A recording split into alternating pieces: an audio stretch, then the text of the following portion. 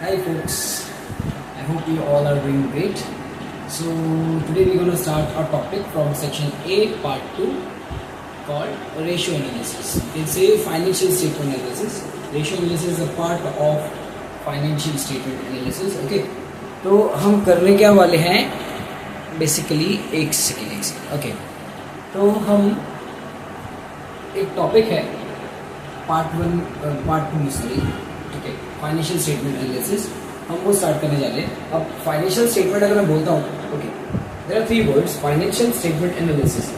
So first two words are financial statement, जिसका मतलब क्या है, जो भी कंपनी के फाइनल अकाउंट प्रिपेयर होते हैं at the end of the year, you can say in India 31 मार्च, तो जो भी फाइनल अकाउंट्स बनते हैं, income statement, balance sheet, in India not income statement is known as statement of P&L account. Okay, तो statement of P&L, balance sheet, cash flow statement, these are final accounts. As per US GAAP, there are four types of financial statement. Income statement first, second is balance sheet, third one is statement of cash flows, and fourth one is changes in equity. Okay, so statement of changes in equity, I'm writing it. So final accounts are categorized into four parts. First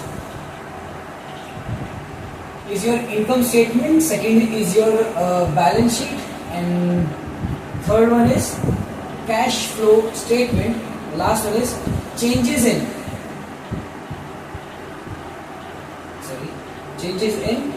equity, statement of changes in equity. Give me a second.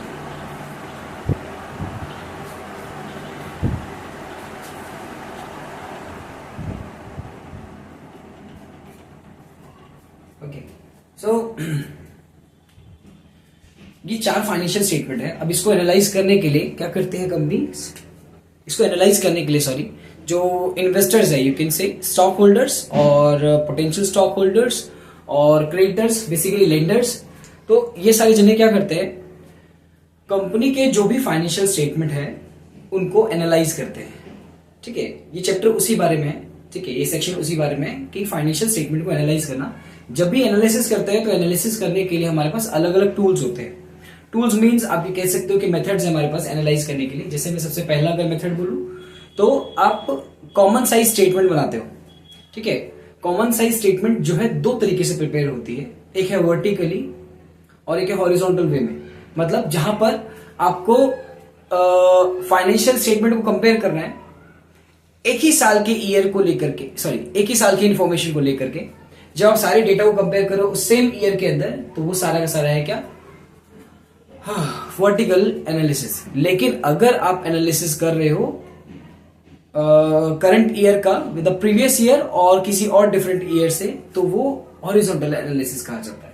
Okay, शायद इस तरीके से ना समझ आए. Okay, हम लिखते हैं एग्जांपल के साथ. ठीक है, जैसे मैं कहता हूं कि ओके, ये एक एग्जाम्पल ले रहा हूं मैं. लेट्स से आपके क्लास 12th में कुछ मार्क्स आए हैं. ठीक है, क्लास 12th में जो आपके मार्क्स है अलग अलग सब्जेक्ट्स में, मैं सब्जेक्ट्स भी लिख रहा हूं. ठीक है, लेट्स से अकाउंट्स, मैथ्स और बिजनेस स्टडीज, इकोनॉमिक्स और इंग्लिश. तो इन 5 सब्जेक्ट्स में आपके जो मार्क्स है वो क्या क्या है. इन 5 सब्जेक्ट में आपके जो मार्क्स है, पहला अकाउंट्स में है 96, मैथ्स में है 85, बिजनेस स्टडी में लेट्स से 90, इकोनॉमिक्स में लेट्स से 94, इंग्लिश में लेट्स से 91. ओके, सो आपके जो मार्क्स है वो कुछ ऐसे हैं. लेकिन अगर मैं आपसे अब कुछ इस तरीके से पूछूं कि बताओ आपके जो मार्क्स हैं किस वाले सब्जेक्ट में सबसे ज्यादा है, आप क्या बोलोगे कि मेरे अकाउंट्स में सबसे हाईएस्ट है ना. आपने कंपेयर कैसे किया, ये जो डेटा आपने लिया है वो सेम ईयर का लिया है ना, और सेम ईयर के डेटा में से भी जो हाईएस्ट डेटा है आप उसको इजीली एनालाइज कर पा रहे हो. मतलब जितने भी डेटा है इसको इजीली एनालाइज कर पा रहे हो उसी सेम डेटा के, उसी सेम ईयर के डेटा से. ठीक है, तो सबसे कम किस में, हम कहेंगे मैथ्स में सबसे कम है. ठीक है, और खैर ये जो भी डेटा है चाहे कम या ज्यादा आप कर कह रहे हो, यहाँ पे एक पर्टिकुलर ईयर को लेकर के उस डेटा को आप एनालाइज कर रहे हो. तो जब किसी पर्टिकुलर ईयर के डेटा को लेकर जब हम एनालाइज करते हैं तो उसको वर्टिकल एनालिसिस बोलते हैं. ये तो हो गया आपके मार्क्स से रिलेटेड। बट कंपनीज में मार्क्स नहीं होते, कंपनीज में जो होता है वो फाइनेंशियल स्टेटमेंट होता है। उस फाइनेंशियल स्टेटमेंट में डेटा अकाउंट्स मैथमेटिक्स के मार्क्स नहीं, बल्कि जो भी रेवेन्यूज है कंपनी के, जो भी एसेट्स हैं, लायबिलिटीज हैं, है ना, ये जो भी एक्सपेंसेस है, लॉसेस है, गेन्स है, ये सारी चीजों का डिटेल इंफॉर्मेशन होगा किसमें, उनकी फाइनेंशियल स्टेटमेंट में। ठीक है, लेट्स से पहला जो फाइनेंशियल स्टेटमेंट है वो है इनकम स्टेटमेंट। एक छोटा सा फॉर्मेट लेकर के अगर मैं करूं तो यहाँ पे हो सकता है उसका रेवेन्यू, तो रेवेन्यू का कुछ अमाउंट हो गया यहाँ पे, है ना। और रेवेन्यू के अलावा यहाँ पे क्या होता है, कॉस्ट ऑफ गुड सोल्ड। ठीक है, cost of good sold less होने के बाद यहाँ पर आएगा क्या, ग्रॉस प्रॉफिट। उसके बाद ऑपरेटिंग एक्सपेंसेस माइनस होंगे, ऑपरेटिंग एक्सपेंस जैसे SG&A, selling general and administration expense. Okay, तो जितने भी कंपनी, इसके बारे में एक्सप्लेन तो नहीं करना, मेरे ख्याल से आपको आता होगा, बट फिर मैं एक बार बोल देता हूँ। Selling general and administration expense मतलब कंपनी के जितने भी selling related expense, administration related expense, any other general expense, ये सारी कैटेगरीज जो है वो ऑपरेटिंग एक्सपेंसेस का पार्ट है। Basically the expenses which are related to operations, okay, operations of the company, but not directly related with the production. Okay, अगर कोई cost production से डायरेक्टली रिलेटेड है तो उसको हम ऑपरेटिंग कॉस्ट नहीं, बल्कि हम उसको किस में काउंट करते हैं, ऑपरेटिंग एक्सपेंसेस में नहीं, बल्कि हम उसको काउंट करते हैं कॉस्ट ऑफ गुड्स सोल्ड में। ठीक है, तो अब कॉस्ट ऑफ गुड्स सोल्ड हो गई, ग्रॉस प्रॉफिट हो गया, खैर ये सब अमाउंट होंगे कुछ जिसको आप यहां पर एनालाइज कर सकते हो। लेकिन अब जब आप एनालाइज कर रहे हो तो ये ईयर 2025 हो सकता है, ठीक है, जैसे 2024 है, आप उसी सेम ईयर के अंदर आप क्या कर रहे हो, किसी एक बेस अमाउंट को कंसिडर करके आप उसमें से सारे डेटा को कंपेयर करो। जैसे 12th के मार्क्स को एक बेस अमाउंट आपने क्या लिया, 100 में से आप सभी डेटा को कंपेयर कर रहे हो। सेम यहां पर भी, यहां पर किसी एक डेटा को आप 100% वैल्यू मानते हो और उसके कंपैरिजन में सारी वैल्यूज देखते हो। जैसे रेवेन्यू को आप कंसिडर कर लोगे, let's say this is 100% value and out of this 100% ये वैल्यूज क्या रिप्रेजेंट करती हैं। लेट्स से इसका एक अमाउंट अगर मैं लिखूं, रेवेन्यूज का 10 लाख, ओके, ऑल दीज हमारा amount are in lakhs, okay, और cost of goods sold let's say it was 4 lakh, okay, we have 60% gross profit which is 6 lakh, and now operating cost is, just assuming it was 2 lakh. Okay, now if we are comparing, if we are converting these data into percentage, then cost of goods sold will be 40% of the revenue. Okay, how you are calculating 40%? 40% is 4 lakh divided by 10 lakh multiplied by 100. Okay, so you will get 40%, and this 6 lakh will represent 60%. 60% of what? 60% of sales or revenue. Okay, now operating expenses is representing 20% of revenue. Correct. So here you are comparing your data or analyzing your data with the same year. Okay, एक ही साल के अंदर जब आप data को compare करते हो, okay, किसी एक डेटा को बेस मान करके, किसी एक इंफॉर्मेशन को बेस मान करके उसके कंपैरिजन में सारी डेटा को देखते हो, सारी इंफॉर्मेशन को उसी के बेसिस पर एनालाइज करते हो। सो this is common size statement, but in case of vertical analysis this is common size, vertical common size statement. Okay, हाँ, डन। ओके, तो ये क्या है, वर्टिकल कॉमन साइज स्टेटमेंट, जहां पर आप एक पर्टिकुलर ईयर के डेटा को कंपेयर करते हो। लेकिन अगर ये वर्टिकल एनालिसिस नहीं होता, हॉरिजॉन्टल होता, तो फिर ये किस तरीके का दिखता। ओके, तो उस केस के लिए मैं इसको एक बार थोड़ा सा इरेज कर रहा हूं।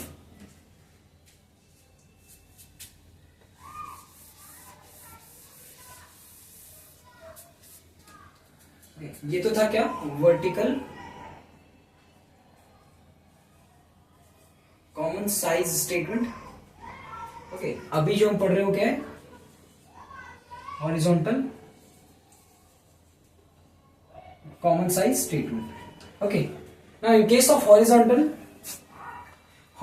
में आप क्या करने वाले हो, डेटा को आप प्रीवियस ईयर के डेटा से कंपेयर करोगे। जैसे let's say this time I am not taking income statement, I am just taking balance sheet of the company. Let's say here is the balance sheet of a company where 2 years data is given. First current year, the second one is previous year. Correct. Now in balance sheet first we have asset and after that we will have equity sign. Okay. As per US GAAP, it should be equity. Now, in case of equity also, equity and liability, there will be shareholder fund. Okay, shareholder fund, non-current liability, also some current liabilities, and the total of all these is your total current liability. Correct. Now, let's assume that shareholder fund in a company is 40 lakhs. Okay, and non-current liability of this company is 20 lakh, and other 40 lakh is your current liability. Okay, all this information again in lakhs. Now, if you see that the total current liability, the total liability is 100 lakhs or 1 crore, it means again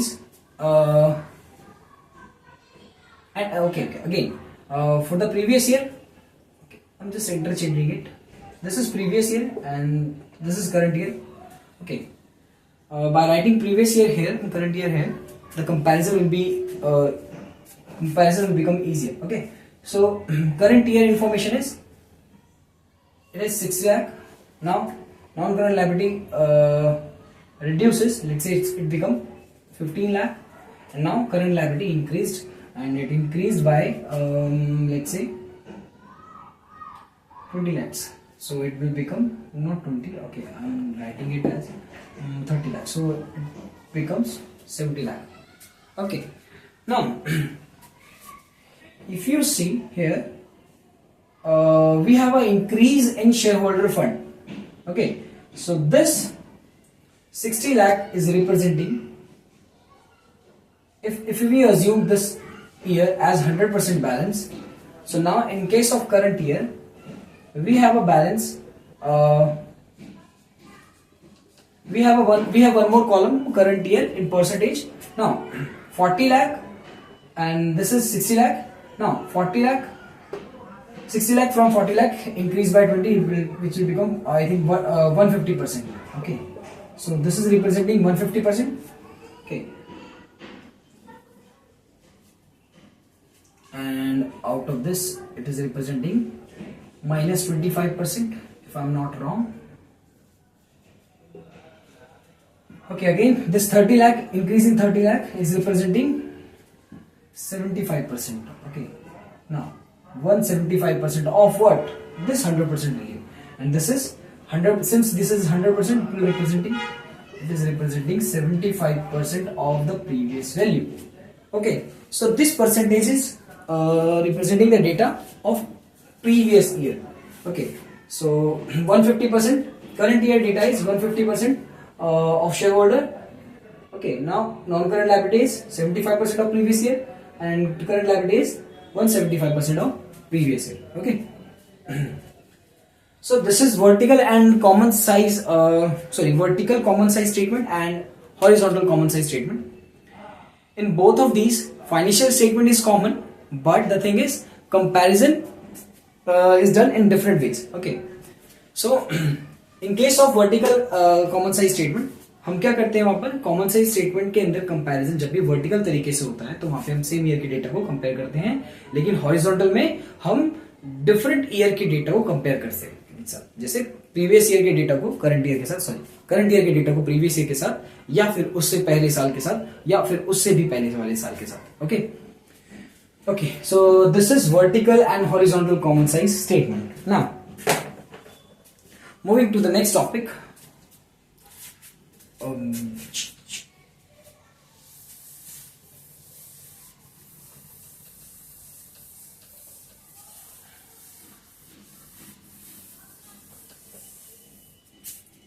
Okay, next topic we'll cover in next video. That is enough for today. We'll do some question more on it in next video. Okay, so bye bye, we'll meet in next video. Take care, bye bye.